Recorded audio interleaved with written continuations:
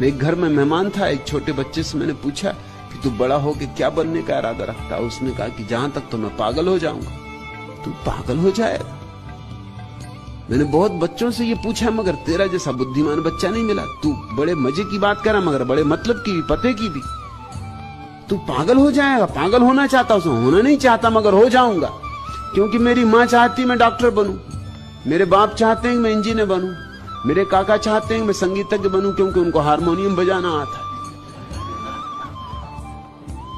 मेरा बड़ा भाई है, वो कहता है कि तू तो क्रिकेट का खिलाड़ी बन, क्योंकि उसको क्रिकेट का नशा है। और अगर सबकी आपसे कहूं तो इतने लोग हैं जितने घर में सब चाहते हैं ये बन, वो बन, वो बन। मुझसे तो कोई पूछते नहीं कि तुझे क्या बनना है। तो मुझे तो यही लगता है कि मैं पागल हो जाऊंगा अगर ये सब लोग चेष्टा में लगे रहे। कोई इंजीनियर बनाएगा, कोई डॉक्टर बनाएगा, कोई क्रिकेट का खिलाड़ी, कोई हारमोनियम सिखाएगा, कोई तबला बजवाएगा। अगर इन्हीं लोगों के हाथ में रहा तो बस एक बात निश्चित है कि मैं पागल हो जाऊंगा। किनको तुमने अपने जीवन का सारा अधिकार दे दिया है निर्णय करने का। निर्णय भीतर से आने दो। जो तुम करना चाहते हो वह करो, चाहे उसके लिए कोई भी कीमत चुकानी पड़े, चाहे प्राण ही क्यों न जाए, तो भी जाते वक्त प्राणों में कम से कम एक तो संतोष होगा कि मैं जो करना चाहता था वह किया। मैंने अपने को बेचा नहीं, अपनी आत्मा को बाजार में रखा नहीं, मैंने समझौते नहीं किए। मैं मर रहा हूं, लेकिन वही करते मर रहा हूं जो मैं करना चाहता था। तुम्हारे प्राणों में वैसा ही संतोष होगा जैसे सुकरात को रहा होगा जहर पीते वक्त, जैसा मंसूर को रहा होगा गर्दन कटते वक्त, जैसा जीसस को रहा होगा सूली पे चढ़ते वक्त। संतोष, परम संतोष कि मैं जो करना चाहता था मैंने वही किया। मैंने किसी कीमत पर समझौते नहीं किए। इस जगत में परम तृप्ति उनकी है जो समझौते नहीं करते, जो भीतर से बाहर की तरफ जीते। जो करना चाहते हो वही करो। और मैं तुमसे यह भी नहीं कहता कि वह सही है या गलत। उसका निर्णय भी तुम्हारी अंतरात्मा को ही करना है। उसका निर्णय भी बाहर से नहीं लेना है।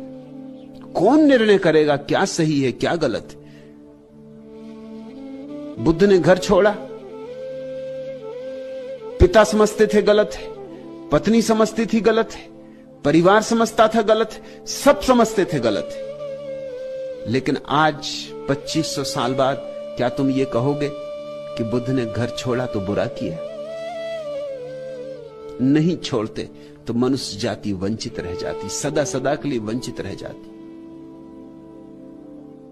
एक अमृत की धार बही, मगर जब छोड़ा था तो कोई भी पक्ष में नहीं था, कोई भी। बुद्ध अपना राज्य छोड़कर चले गए थे इसीलिए कि राज्य में जहां भी जाते वहीं लोग समझाने आते।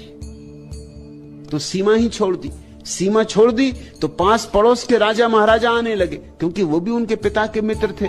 कोई बचपन में साथ पढ़ा था, किसी की दोस्ती थी, किसी का कोई नाता रिश्ता था, वो समझाने आने लगे। जो आता वही बुद्ध को कहता कि तुम क्या नासमझी कर रहे हो। जो आता वही समझाता। आखिर बुद्ध को इतने दूर निकल जाना पड़ा जहां कि कोई बाप को जानता ही ना हो, पहचानता ही ना हो। अपने बाल काट डाले, सुंदर उनके बाल थे, ताकि कोई पहचान ना सके, घुटमुंडे हो गए। वस्त्र पहन लिए दीनहीन, भिखमंगे मालूम होने लगे। गांवों में न जाते, जंगलों में विचरने लगे, ताकि ये समझाने वालों से पीछा छूटे। क्योंकि अंतरात्मा से एक आवाज उठी थी कि सत्य को खोजे बिना नहीं मरना है। आज तुम ये ना कहोगे कि बुद्ध ने गलत किया। बुद्ध ने बड़ा उपकार किया, पूरी मनुष्य जाति पर उपकार किया। ऐसा कल्याण किसी और दूसरे मनुष्य ने नहीं किया है। हालांकि तुम भी अगर उस समय होते तो तुम भी बुद्ध को समझाते कि भाई ये तुम क्या कर रहे हो। पिता की सुनो, पिता बूढ़े हैं, उनको दुख मत दो। पत्नी जवान है, उसको पीड़ा मत दो। बेटा अभी अभी पैदा हुआ है, उसको छोड़ के भाग जा रहे हो, ये पलायनवाद है। सब कहा होता, सब कहा था, लेकिन बुद्ध भीतर से जिए, भीतर से जिए, इसलिए महिमा प्रकट हुई, गरिमा प्रकट हुई।